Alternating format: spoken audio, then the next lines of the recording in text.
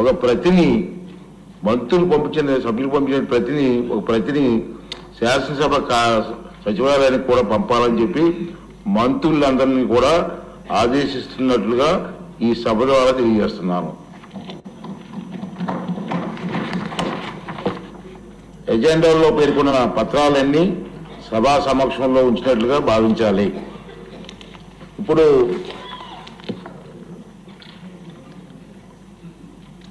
పర్యాటక విధానంపై పర్యాటక శాఖ మంత్రి గారు ప్రకటన చేస్తారు.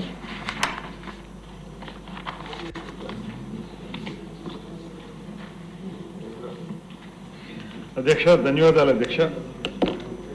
ఈరోజు చాలా కీలకమైనటువంటి ఆంధ్రప్రదేశ్ పర్యాటక విధానం 24-29 ప్రవేశపెట్టడానికి, దాని మీద ఒక స్టేట్మెంట్ ఇవ్వడానికి అవకాశం కల్పించిన మీకు ధన్యవాదాలు తెలియజేస్తూ, అదేవిధంగా ఉపసభాపతి గారికి కూడా ధన్యవాదాలు తెలియజేస్తూ, ముందుగా మనందరి తరఫున కూడా ఆంధ్రప్రదేశ్ రాష్ట్ర ముఖ్యమంత్రి మాన్యశ్రీ చంద్రబాబు నాయుడు గారికి ప్రత్యేకమైనటువంటి ధన్యవాదాలు. కారణం, చాలా కాలంగా ఈ రాష్ట్రంలో పర్యాటక రంగంలో ఉన్నటువంటి వారు కానీ, పర్యాటక రంగం అభివృద్ధి చెందాలని ఆలోచించే వారు కానీ కోరుకుంటున్నటువంటి పర్యాటకానికి పరిశ్రమ హోదా అనేటువంటి అంశానికి ముఖ్యమంత్రి గారు గ్రీన్ సిగ్నల్ ఇవ్వటం, ప్రకటించటం ఇవాళ రాష్ట్రంలో ఉన్నటువంటి పర్యాటక రంగానికి ఒక ఊతం ఇచ్చిందనేటువంటి మాటని సందర్భంగా తెలియజేస్తూ, ముఖ్యంగా ఈ పర్యాటక విధానం టూరిజం పాలసీని ఆంధ్రప్రదేశ్ రాష్ట్రంలో ఉన్నటువంటి విస్తారమైనటువంటి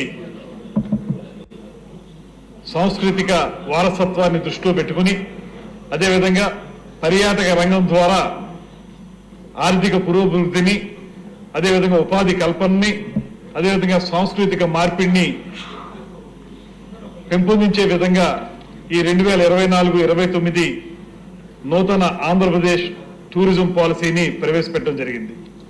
దీని యొక్క విజన్ చూసుకున్నట్లయితే భారతదేశంలో, ఆ మాటకు వస్తే ప్రపంచంలోనే ఒక అద్భుతమైనటువంటి పర్యాటక ప్రదేశంగా ఆంధ్రప్రదేశ్ తయారు చేయాలని, అందులో ప్రధానంగా ఏ ఒక్క పర్యాటక రంగానికి సంబంధించిన కార్యక్రమాలకు పరిమితం కాకుండా ఆధ్యాత్మిక మరియు కోస్తా తీర పర్యావరణం మరియు అడ్వెంచర్ పర్యావరణం, వెల్నెస్ ఎక్స్పీరియన్సెస్ ని దృష్టిలో పెట్టుకుని వాటి ద్వారా ఒక పక్కన పర్యాటక రంగాన్ని అభివృద్ధి చేస్తూ, మరో పక్కన స్థానిక జనసమూహాలు ఎవరైతే ఉన్నారో జనసమూహాలు వారిని బలోపేతం చేయడం అనేటువంటి విజన్ తోటి ఈ పర్యాటక పాలసీని ఏర్పాటు చేసుకోవడం జరుగుతుంది.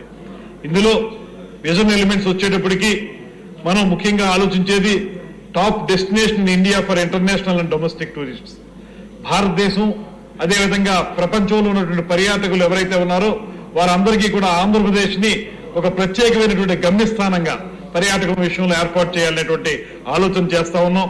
అదేవిధంగా 20% పైబడి గ్రాస్ వాల్యూ యాడెడ్ ని మనం కాంట్రిబ్యూట్ చేయాలనేటువంటి ఆలోచన, అదేవిధంగా 20% పైబడి ఉపాధి అవకాశాలని ఆంధ్రప్రదేశ్ లో కల్పించాలి పర్యాటక రంగం ద్వారా అనేటువంటి ఆలోచన చేస్తా ఉన్నాం.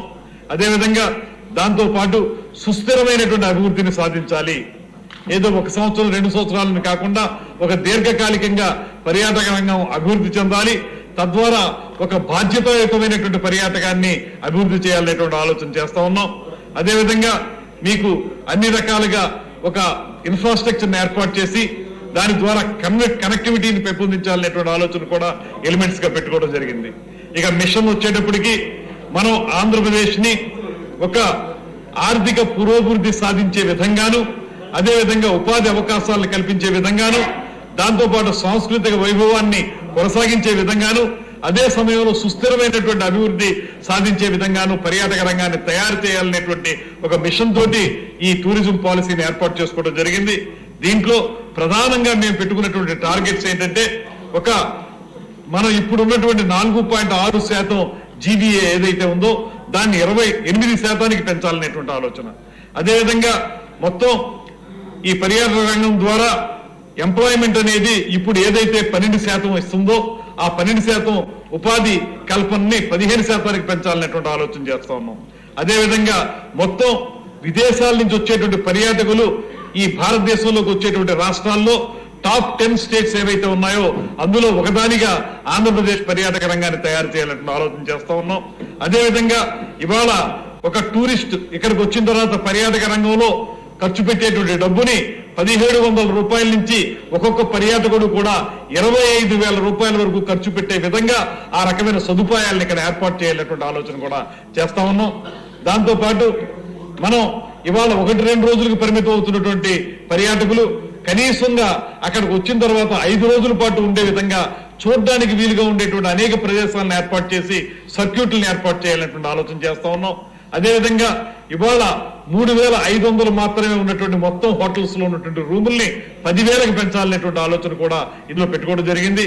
అదేవిధంగా ఇవాళ మనం పిపిపి అనేటువంటి పద్ధతిని ఏదైతే చెప్తున్నామో పబ్లిక్ ప్రైవేట్ పార్ట్నర్షిప్ అనేది, దాని ప్రకారంగా ప్రైవేట్ పార్ట్నర్స్ ఇన్వెస్ట్మెంట్ 25,000 కోట్ల వరకు పెంపొందించాలనేటువంటి ఆలోచన కూడా దీని ద్వారా చేయడం జరుగుతుంది.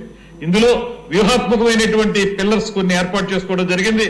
అందులో ఇక్కడ మన డైవర్సిఫికేషన్, డెస్టినేషన్ డెవలప్మెంట్ అంటే కేవలం ఒకే తరహా పర్యాటక అభివృద్ధి కాకుండా, అంటే మనకు చూసేటప్పటికి ఆంధ్రప్రదేశ్ లో 90% పర్యాటక రంగం కేవలం టెంపుల్ టూరిజం మీద మాత్రమే ఆధారపడి ఉంది.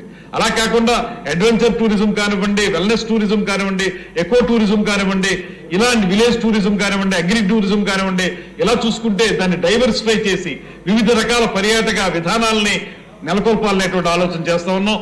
దాంతో పాటు demand activation and world class tourism infrastructure, ఇవాళ ఏదైతే మనం సదుపాయాలు కల్పిస్తున్నామో లేకపోతే ఇన్ఫ్రాస్ట్రక్చర్ ఏర్పాటు చేస్తున్నామో అది ప్రపంచ స్థాయిలో ఉండే విధంగా దాన్ని తయారు చేయాలనేటువంటి ఆలోచన చేస్తా ఉన్నాం.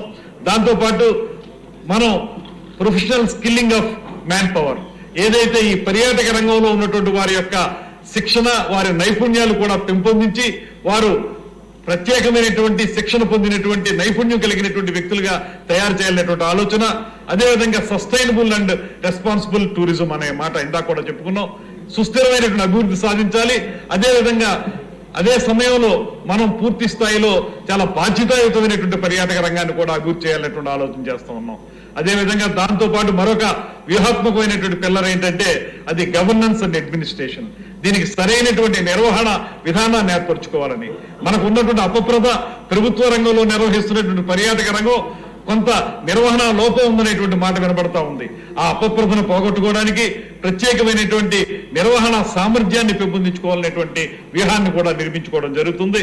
దీని ప్రకారంగా చూసుకున్నట్లయితే మనకి డెస్టినేషన్ అండ్ డైవర్సిఫికేషన్ డెవలప్మెంట్ కింద 7 యాంకర్ హబ్స్ ని ఆంధ్రప్రదేశ్ రాష్ట్రంలో ఏర్పాటు చేసుకోవడం జరుగుతుంది. అందులో విశాఖపట్నం, అరకు వ్యాలీ, రాజమహేంద్రవరం, అమరావతి, శ్రీశైలం, గండికోట, తిరుపతి, ఈ 7 కూడా యాంకర్ హబ్స్ గా మల్టీ స్టే ఐటనరీగా ఏర్పాటు చేసుకోవాలని ఆలోచన చేస్తా ఉన్నాం. దాంతో పాటు 25 దాటి థీమాటిక్ అప్రోచెస్, రకరకాల థీమ్స్ తోటి మనం ఆ రకమైనటువంటి అభివృద్ధిని చేయాలనేటువంటి ఆలోచన చేస్తా ఉన్నాం. అదేవిధంగా బుద్ధిస్ట్ సర్క్యూట్స్, మహాయాన బుద్ధిజం ఏదైతే ఈ రాష్ట్రంలో అభివృద్ధి చెందిందో దాని ప్రకారం అమరావతి, నాగార్జున కొండ దగ్గర ఒక బుద్ధిస్ట్ ఇది సర్క్యూట్. అదేవిధంగా విశాఖపట్నం దగ్గర తొట్లకొండ కానీ ఆ ప్రాంతాల్లో ఉన్నటువంటి విశాఖపట్నం ప్రాంతాల్లో ఉన్నటువంటి ఈ బుద్ధిస్ట్ సర్క్యూట్ కూడా డెవలప్ చేసుకోవాలని, అదేవిధంగా 10 టెంపుల్ సర్క్యూట్స్, ఆ టెంపుల్ సర్క్యూట్స్ కూడా మనకు ఉన్నటువంటి శివుడికి సంబంధించినటువంటివి కానీ లేకపోతే శక్తిపీఠాలు కానీ 12 జ్యోతిర్లింగాలకు సంబంధించిన కానీ వాటికి సంబంధించినటువంటి ఒక ఆలయాలకు సంబంధించిన సర్క్యూట్స్ కూడా ఒక 10 తయారు చేయాలనేటువంటి ఆలోచన. అదేవిధంగా 5 బీచ్ రిసార్ట్స్, ముఖ్యంగా చూసుకున్నట్లయితే 5 బీచ్ సర్క్యూట్స్ అవి ఏంటంటే కోస్టల్ టూరిజం సర్క్యూట్స్ గా తయారు చేసుకోవడానికి వైజాగ్, కాకినాడ, శ్రీకాకుళం, నెల్లూరు, మచిలీపట్నం, ఇక్కడ మళ్ళీ అక్కడికి వచ్చేటప్పుడు ఆయా జిల్లాల్లో వివిధ రకాలైనటువంటి బీచ్ ని డెవలప్ చేయడం అనేటువంటి కార్యక్రమం కూడా చేపడతాం. అదేవిధంగా రివర్ టూరిజం సర్క్యూట్, ఆ సర్క్యూట్ లోకి వచ్చేటప్పటికి Godavari, Krishna, Konaseema and back waters ఏవైతే ఉన్నాయో సముద్రాల నుంచి వచ్చేవి వాటిని కూడా సర్క్యూట్స్ లో పెట్టాలని ఆలోచన చేస్తా ఉన్నాం. అదేవిధంగా 2 క్రూజ్ టూరిజం సర్క్యూట్స్ చేయాలని, దానికి సంబంధించి విశాఖపట్నం నుంచి అదేవిధంగా మనం ఇతరత్ర ప్రాంతాల నుంచి వేరే ప్రాంతాలకు వెళ్లే క్రూజులు కూడా ఏర్పాటు చేసుకోవాలనేటువంటి ఆలోచన కూడా చేస్తా ఉన్నాం. దాంతో పాటు ఎకో టూరిజం సర్క్యూట్స్ కింద Srikakulam, Visakhapatnam circuit 1, east Godavari Guntur circuit ఒకటి, కర్నూలు నెల్లూరు సర్క్యూట్ ఒకటి ఏర్పరచుకుని తద్వారా ఎక్కువ టూరిజంని డెవలప్ చేయాలనేటువంటి ఆలోచన కూడా చేస్తా ఉన్నాం. దీనికి ఏ విధమైనటువంటి అప్రోచ్ ను మనం అడాప్ట్ చేసుకోబోతున్నాం అంటే, మనం ఈ విజన్ ని కానీ టార్గెట్స్ కానీ రియలైజ్ చేయడానికి ఈ కింద పేర్కొన్నటువంటి కొన్ని అప్రోచ్ విధానాల ద్వారా మనం ముందుకు వెళ్తా ఉన్నాం. Industry status across tourism segments, టూరిజంలో ఉన్నటువంటి అన్ని సెగ్మెంట్స్ కి కూడా ఇప్పటి వరకు లేదు. గడిచిన 5 సంవత్సరాల కాలంలో అయితే పూర్తిగా టూరిజం అనేది పడకేసింది.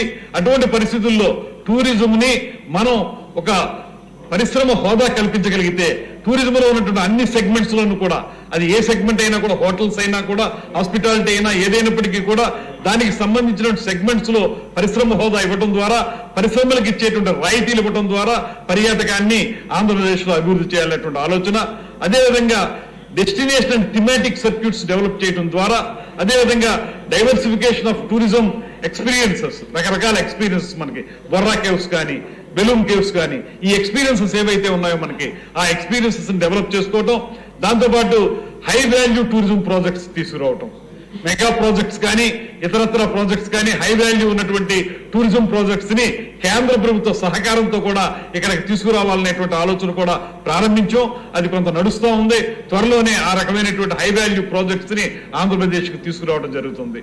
దాంతోపాటు పబ్లిక్ ప్రైవేట్ పార్ట్నర్షిప్, ముఖ్యమంత్రి గారు అయితే పబ్లిక్ ప్రైవేట్ మళ్ళీ పీపుల్ పార్ట్నర్షిప్ అనేటువంటిది కూడా P4 అనేటువంటి మాట కూడా వారు చెప్తా ఉన్నారు. ఏదైనప్పటికీ కూడా ఇవాళ ఆంధ్రప్రదేశ్ లో పర్యాటక రంగం అభివృద్ధి చెందాలంటే కేవలం ప్రభుత్వం యొక్క నిధులు సరిపోవు. ప్రభుత్వం యొక్క విధానాల ద్వారా ముందుకు వెళ్ళగలిగినా కూడా పెట్టుబడులు పెట్టాలంటే ప్రైవేట్ రంగంలో వ్యక్తులను మాత్రం ఆకర్షించాలి. వారు వచ్చి ఎక్కడెక్కడైతే వారికి ఆసక్తి ఉందో ఆ ప్రాంతాల్లో వాళ్ళు ప్రైవేట్ రంగం నుంచి పెట్టుబడులు పెడితే పర్యాటక రంగాన్ని మరింతగా విస్తరించేటువంటి అవకాశం ఉంది. కాబట్టి P4 విధానం ద్వారా పర్యాటక రంగాన్ని వృద్ధి చేయాలనేటువంటి ఆలోచన చేస్తా ఉన్నాం. అదేవిధంగా స్పీడ్ ఆఫ్ డూయింగ్ బిజినెస్, అది అన్ని పరిశ్రమల్లో చెప్తున్న విధంగానే పర్యాటక రంగంలో కూడా స్పీడ్ ఆఫ్ డూయింగ్ బిజినెస్ ని ఇంప్లిమెంట్ చేసుకుని అమలు చేసుకుని ముందుకు తీసుకెళ్లాలనేటువంటి ఆలోచన చేస్తా ఉన్నాం. అదేవిధంగా రకరకాల ఇన్సెంటివ్స్, పరిశ్రమలకు ఏ రకంగా అయితే అవి వృద్ధి చెందడానికి కానీ అవి లాభాలు సాధించడానికి కానీ ఏ రకమైన ఇన్సెంటివ్స్ మనం కల్పిస్తున్నామో అదే తరహా ఇన్సెంటివ్స్ అన్నింటినీ కూడా పర్యాటక రంగంలో ఇవ్వటం అనేటువంటి ఆలోచనని కూడా చేస్తున్నాం. దీంతో పాటు ఇవాళ మనం చెప్తున్నటువంటిది మొత్తం ఏ అయితే పర్యాటకానికి సంబంధించినటువంటి ప్రాజెక్టులు ఉన్నాయో వాటిని 6 కేటగిరీలుగా మనం విభజించడం జరిగింది. ఒక కోటి రూపాయల ఇన్వెస్ట్మెంట్ తో ఉండేటువంటిది మైక్రో అంటున్నాం. అదేవిధంగా 1 కోటి నుంచి 10 కోట్ల వరకు ఉన్నదాన్ని స్మాల్ అంటున్నాం. అదేవిధంగా 10 కోట్ల నుంచి 50 కోట్ల వరకు ఉన్నదాన్ని మీడియం అంటున్నాం. 50 కోట్ల నుంచి 250 కోట్లు 2 సంవత్సరాల్లో ఉన్నట్లయితే అది లార్జ్ అంటున్నాం. అదేవిధంగా 250 కోట్ల నుంచి 500 కోట్ల పెట్టుబడి పెట్టినట్లయితే 3 సంవత్సరాల్లో దాన్ని మెగా అంటున్నాం. 500 కోట్లు దాటి పెట్టుబడి పెట్టి 4 సంవత్సరాల ప్రాజెక్ట్ గా దాన్ని తీసుకుంటే దాన్ని అల్ట్రా మెగా అంటున్నాం. వీటికి ఇచ్చేటువంటి మనం సపోర్ట్ కూడా వివిధ రకాలుగా ఇస్తాం. అందుకే నిన్న కూడా కొంతమంది మిత్రులు అడిగిన దాని ప్రకారం ఇందులో మైక్రోలో లేకపోతే స్మాల్లో అన్ని రకాల వ్యక్తుల్ని మనం టాప్ క్లాస్ ప్రాజెక్ట్స్ తో పాటు కింది స్థాయిలో చిన్న స్థాయి పెట్టుబడిదారులు ఎవరైనా ఉంటే వారిని ఇన్వాల్వ్ చేస్తాం. స్థానికంగా ఉన్నటువంటి మత్స్యకారులు కానీ ఇతరులు కానీ ఎవరైనా సరే వాళ్ళు కూడా ముందుకొచ్చి మాకు ఈ పర్యాటక రంగంలో ఆసక్తి ఉంది, దీంట్లో ప్రాజెక్ట్స్ పెడతామంటే వారికి ఆ రకమైనటువంటి సపోర్ట్ ఇవ్వడానికి కూడా దీన్ని కేటగరైజేషన్ చేయడం జరిగిందనేటువంటి మాటని ఈ సందర్భంగా తెలియజేస్తూ, అదేవిధంగా ఇతరత్ర స్టాండర్డ్ ఇన్సెంటివ్స్ ఏవైతే ఉన్నాయో అవన్నీ కూడా ఇవ్వడం జరుగుతుంది. దాంతో పాటు additional capacity subsidy of 2% of FCI fixed capital investment ఏదైతే ఉంటుందో దానికి 2% పెంచడం, వితిన్ 1 year లో కంప్లీట్ చేసే వాటికి, అదేవిధంగా వితిన్ 2 years లో కంప్లీట్ చేసే దానికి ఆ ఫిక్స్డ్ క్యాపిటల్ ఇన్వెస్ట్మెంట్ ఏదైతే ఉంటుందో దాని మీద 2 సంవత్సరాలకి 1% ఇవ్వడం అనేటువంటిది జరుగుతుందనేటువంటి మాటని ఈ సందర్భంగా మనం చేస్తున్నాను. అదేవిధంగా ఇక మనం జియోగ్రాఫిక్ స్ప్రెడ్ కూడా ఉంటుంది. ఎందువల్లనంటే ఇక్కడ చాలా సందర్భాల్లో ఎక్కువ మంది ఆసక్తి కనపరిచేది ఏమవుతుందంటే ఎక్కడైతే పర్యాటకులు ఎక్కువ వస్తారనేటువంటి ఆలోచన ఉంటుందో అక్కడ ఎక్కువ మంది కాన్సన్ట్రేట్ చేస్తారు. అలా కాకుండా లెస్ ఎక్స్పోజ్డ్ ఏవైతే ఉంటాయో కొన్ని ప్రాంతాలు బయటికి ఇంకా ప్రచారంలోకి రావు, కాకపోతే అద్భుతమైనటువంటి ప్రకృతి సౌందర్యం ఉన్నటువంటి ఉంటాయి. అటువంటి వాటిని ఎక్స్ప్లోర్ చేసి వాటి మీద దృష్టి పెట్టి అక్కడ ప్రాజెక్టులు తీసుకొస్తాం అనేటువంటి ఆలోచనతో ఎవరైనా వస్తే వారికి 5% ఫిక్స్డ్ క్యాపిటల్ ఇన్వెస్ట్మెంట్ మీద సబ్సిడీ ఇవ్వడం అనేటువంటిది జరుగుతుంది. అదేవిధంగా utility services and property tax, industry rates for essential services such as water charges, Suez tax, property tax to reduce cost, attract investments and promote tourism growth. ఏదైతే industries కి ఎలాగిస్తున్నామో మనం అటువంటి incentives దీనికి కూడా ఇవ్వడం జరుగుతుంది. అదేవిధంగా ఎంప్లాయ్మెంట్ సబ్సిడీ, టూరిజం ప్రాజెక్ట్స్ ఏవైతే ఉన్నాయో అవి ఎక్కువ ఉపాధి కల్పన చేసేటువంటి ప్రాజెక్ట్స్ ఏవైతే ఉంటాయో వాటికి ప్రత్యేకమైనటువంటి సబ్సిడీ ఇవ్వడం జరుగుతుంది. అవి ఎక్కువ ఉపాధి మీద దృష్టి పెట్టేటువంటి అంశం. ముఖ్యమంత్రి గారు కూడా పదే పదే చెప్తున్నటువంటి మాట, మనకి అన్నిటికంటే కూడా ఎక్కువగా ఉపాధి కల్పించేటువంటి రంగాల్లో పర్యాటక రంగం ప్రధానమైందనేటువంటి మాట. అలా ఎక్కువ మందిని మనకు ఉపాధి కల్పించినట్లయితే వారికి సబ్సిడీ ఇవ్వడం జరుగుతుంది. దాంతోపాటు tailor made benefits, mega and ultra mega projects will be provided customized benefits based on their potential for revenue, employment generation, innovation and contributions to state tourism growth. పెద్ద పెద్ద ప్రాజెక్టులు చేసేవాళ్ళు వాళ్ళు ఇచ్చేటువంటి ఉపాధి కల్పన కానీ వారు ఇచ్చేటువంటి ఆర్థిక పురోగతి కానీ వీటిని దృష్టిలో పెట్టుకుని ప్రాజెక్ట్ టు ప్రాజెక్ట్ సెపరేట్ గా, ప్రాజెక్ట్ స్పెసిఫిక్ గా వారికి ప్రత్యేకమైనటువంటి రాయితీలు కల్పించడం కూడా జరుగుతూ ఉంటుంది. Special focus on tourism safety and security may be given. అంటే ఇక్కడ మనం చూసేటప్పటికీ ఈ ప్రాజెక్టులు ఇలా తయారు చేయడంతో పాటు అద్భుతమైనటువంటి ప్రాజెక్టులు తీసుకురావడంతో పాటు వీటిలో ముఖ్యమైనటువంటి అంశాన్ని మనం గమనించాల్సింది, పర్యాటక ప్రాజెక్టులు వచ్చినప్పుడు కొంత భద్రతా చర్యలను కూడా మనం ప్రత్యేకంగా తీసుకోవాలి. ఎందువల్లంటే వీటి నీటిలో వెళ్లేటువంటివి లేకపోతే సముద్రంలో ప్రయాణించేవి ఇటువంటి పర్యాటక కార్యక్రమాలు ఉంటాయి కనుక వాటిని మనం అమలు చేసేటప్పుడు భద్రతా ప్రమాణాలను జాగ్రత్తగా చూసుకోవాల్సిన అవసరం ఉంది. అందువల్ల ఈ పాలసీలో కూడా మనం ప్రత్యేకంగా ఉటంకించినటువంటి మాట ఏంటంటే భద్రతా ప్రమాణాలని పెట్టుకుని మాత్రమే వీటిలన్నింటినీ కూడా వృద్ధి చేస్తాం అనేటువంటి మాట చెప్తున్నాం. అదేవిధంగా applicability policy shall be applicable to all tourism projects experiences that are registered and commenced commercial operations within the policy period 24-29. అంటే ఇది ఎందుకంటే రేపు మార్చికి ఈ ఇప్పుడు కరెంటు పాలసీ ఏదైతే ఉందో అది కంప్లీట్ అవుతుంది. అయితే